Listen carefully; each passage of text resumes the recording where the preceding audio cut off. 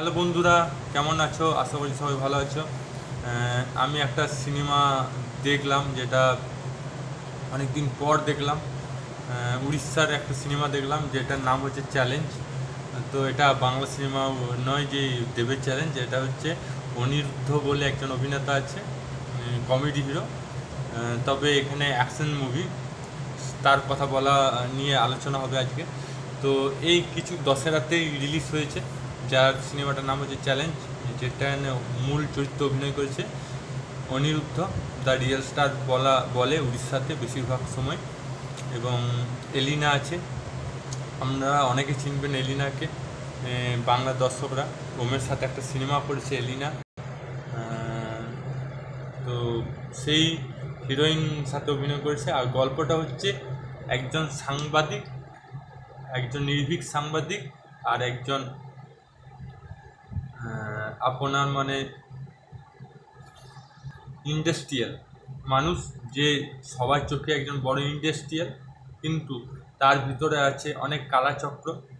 হ্যাঁ, ইন্ডাস্ট্রিয়াল নামে সব ইন্ডাস্ট্রিয়াল, কিন্তু সে করে অনেক, মানে কি বলবো, খারাপ কাজ করে অনেক। ইন্ডাস্ট্রিয়াল নামে সে অনেক কালো চক্রের সাথে জড়িত, এবং সে একজন গুন্ডা মাফিয়া। হ্যাঁ, ইন্ডাস্ট্রিয়াল মাফিয়া যাকে বলে। তো সবার চোখে সে ভালো মাফিয়া, সবার চোখে সে ভালো, কিন্তু ভিতরে ভিতরে সে মাফিয়া। সে ইন্ডাস্ট্রিয়াল নামে মানুষকে নিজের কন্ট্রোলে রাখার চেষ্টা করছে। অন্যদিকে একজন সাংবাদিক আছে, সে কিছু ভয় না করে খবরটা তুলে ধরতে চাইছে জনগণের সাহায্যে। তো শেষ পর্যন্ত কি হয় সেটা জানতে গেলে আপনাকে আপনার নিকটবর্তী সিনেমা হলে এই সিনেমাটা দেখতে হবে। এবার এখানে যে অভিনয় করেছে অনিরুদ্ধ, সে কিন্তু ছোটবেলা থেকে তার বাবাকে হারিয়েছে শুধুমাত্র সাংবাদিকের জন্য। সেজন্য সে সাংবাদিককে ঘৃণা করে, এবং তার বোন সাংবাদিকের সাথে বিয়ে হয়। তারপর কি ঘটনা ঘটে সেটা জানতে গেলে আপনাকে নিকটবর্তী সিনেমা হলে এই সিনেমাটা দেখতে হবে। এবার চলে যায় পজিটিভ দিক।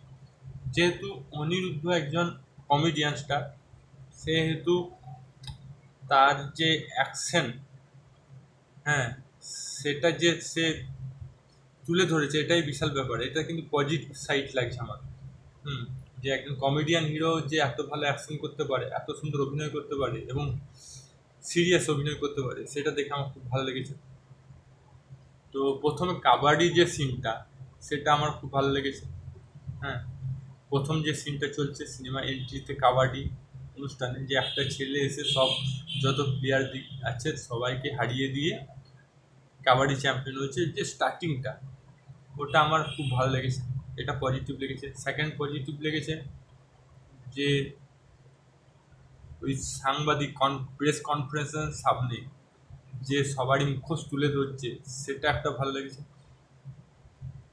শেষ দিকে একটু ইমোশনাল ছিল এন্ডিং টাইমে, তবে মোটামুটি খুব ভালোই লেগেছে। খুব যে খারাপ লেগেছে তা না। হ্যাঁ, মাইনাস পয়েন্ট আমার লেগেছে একটা গান বাদ দিয়ে, সব গান কিন্তু আমার জমেনি।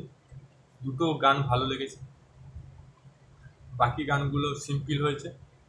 গানে আমার একটা নেগেটিভ লেগেছে একটু, বাদ বাকি সবই পজিটিভ লেগেছে। তাছাড়া যে এখানে যে প্রতিবাদ করার ধরনটা আমার খুব ভালো লেগেছে। সব জিনিসে প্রতিবাদ করা, চুপচাপ না থাকা, এই জিনিসটা আমার খুব ভালো লেগেছে। ওভারঅল আমার সিনেমাটা খুব ভালো লেগেছে। চ্যালেঞ্জের মতন সিনেমা হয়েছে। আমি বেশি কিছু বলবো না, বললে স্পয়েল হয়ে যাবে।